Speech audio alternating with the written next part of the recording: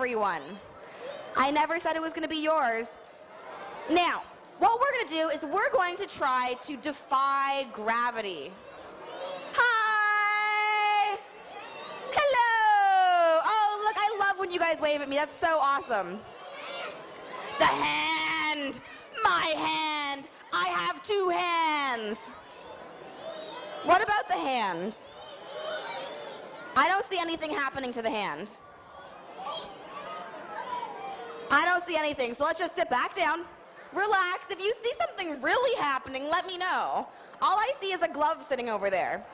So for our next trick, what we're going to do is we are going to defy gravity. Does anyone know what gravity is? What's gravity? A force that pulls us down to the earth. You are exactly right. Gravity is the reason that we're all right now standing on the floor and not on the ceiling. Now, for my next trick, what I'm going to do is you guys love to wave, don't you? Hi! Hello! Hello! What's happening? Your hand. My hand. Oh! Oh, you know what? We forgot to build a wrist. We probably should have built one of those. Now, my hand is starting to explode and come right over the top, but that's just because it doesn't have a wrist. Lucky for us, we're going to give this hand a little bit more time to grow. Oh, there goes the wrist. Now, we're going to give our hand a little bit of time to grow. At the end of the show, I'll call you back up so you can take a look at your hand and see if it's done cooking. But for now, we're going to defy gravity. Now, to defy gravity means that we're going to do something that's impossible. Now, right here I have a cup. I'm going to put water in that cup. Now, what would happen if I turned the cup upside down? Where's the water going to go? If I turn up the cup, where's the water going to go? It's going to pour right out. But what if I told you I can turn this cup the whole way upside down and nothing's going to spill? Would you believe me?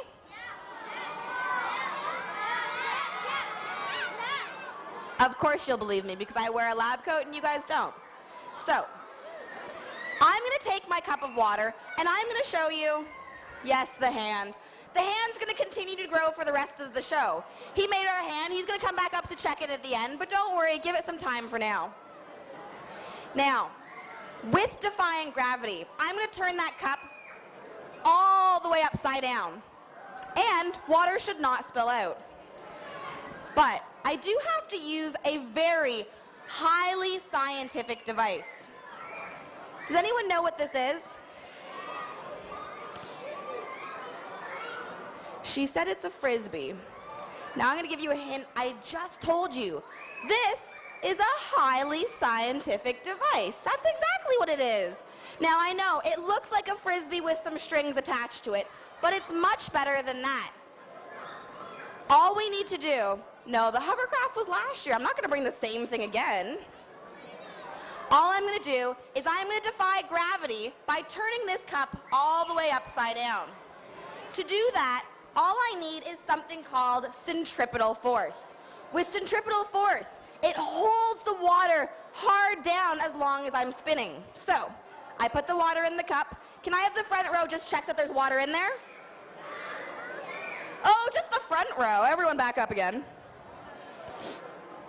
Can I have you stand up? Just stand up. Can you check if there's water in here? Yes. Yes, there's water? There's definitely water. So, everyone's sitting on their bottoms. People behind you can't see. Sorry, you're really close and I don't want to get you wet, so can you back up a little bit? Now, sometimes I do spill the water. Usually I shouldn't, but if I get it spinning fast enough, the water should stay in the cup just fine.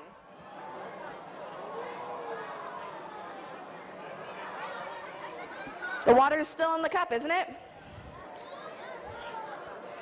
Now, just to prove that the water still is in the cup, we'll take the water and pour it back out. Now, I know what you're saying. That's a really tricky thing that only scientists can do. But I'm going to get a volunteer up here to prove that it's not just me, that you guys can do it too. It's actually really, really easy. But before I get a volunteer, boys and girls, a lot of the chemicals I'm using during my show are highly dangerous and very flammable and also burn skin. So, anyone that's sitting in the front row, I need you to bump back one more time. Sorry, buddy, you are way too close to the stage. Can you back up a little bit? Back up a little bit. You're way too close to the stage. I don't want any chemicals to fall on you. All right. Now, I'm only going to pick someone that's sitting down nicely because otherwise you're just blocking other people's views. You're doing an awesome job sitting down, so come on up.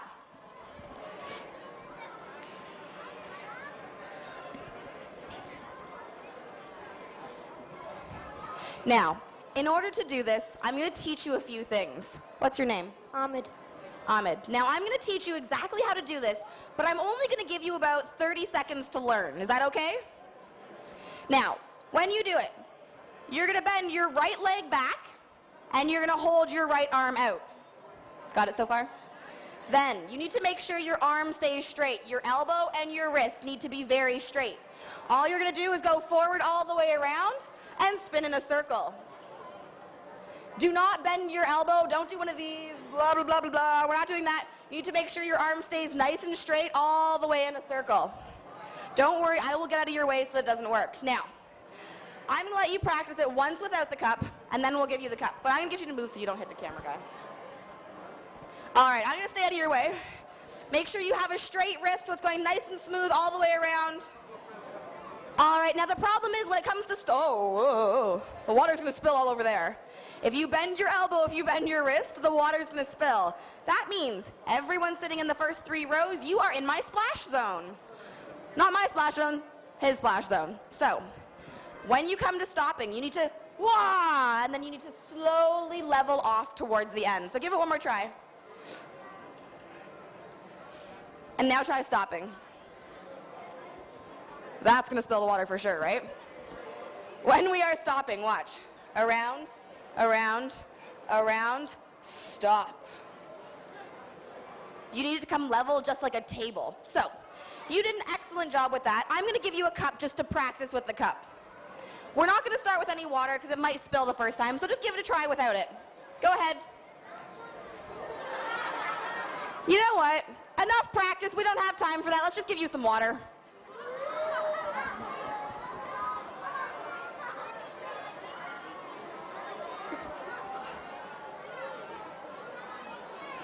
Does that look like enough water for you? Is that good? All right, now I'm going to place that in the middle. Now you need to remember to keep your wrist straight, to keep your arm straight, and then to follow through at the end. Don't start yet.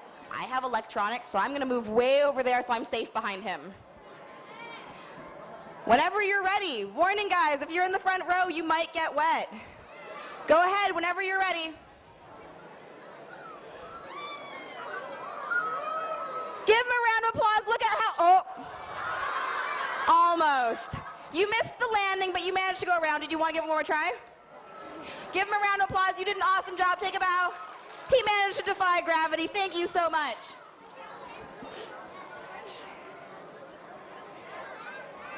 Now, Erlen is an Erlenmeyer flask. Now, he used to work in my science lab, but he likes to be very adventurous. And Erlen loves to go bungee jumping.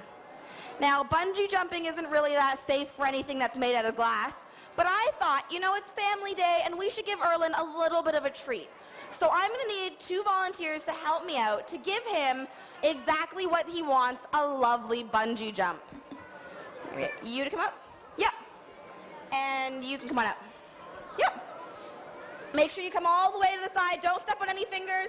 Make sure you stay clear of the fingers and all the way around to the side. This one, we're going to let you guys do all of the braking. What happens when glass hits the floor? It breaks. It breaks. There's no exception here. So you need to make sure our little friend does not hit the floor. Now, right here, I have Erlen's lovely bungee pole. So I'm going to need one of you to come over here. Yep, you can run on this side. And you're going to stay on that side. Now, I'm not going to do the bungee jump, but I'm going to show you exactly how it would go.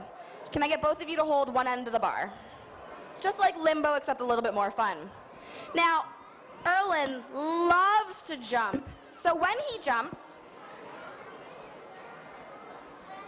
we put him just lower than the bar. Can you raise the bar a little higher?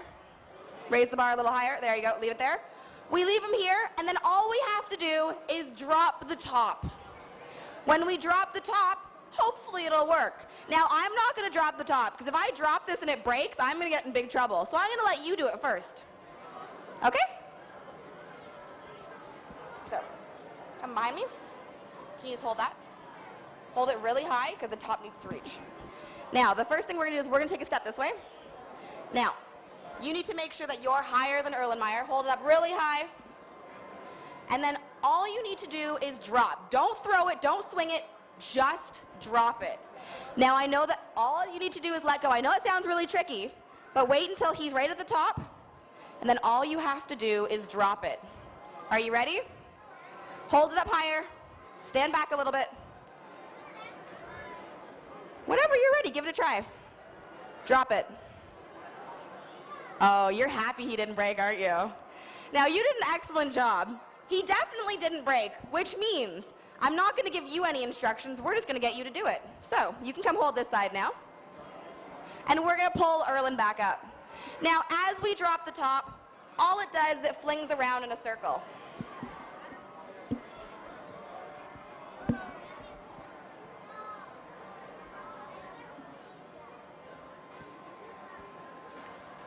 So, you need to hold it high up. Higher. Oh, he doesn't want to jump on that side. He needs to jump over the other side. Now, all you need to do is let go. Give them both a round of applause. Now, I know that's a little scary. He does like to fall, but he stays because he just flings all the way around his pole. This is another example of centripetal motion. Give him a round of applause. You guys did an awesome bungee jump. Careful on your way down.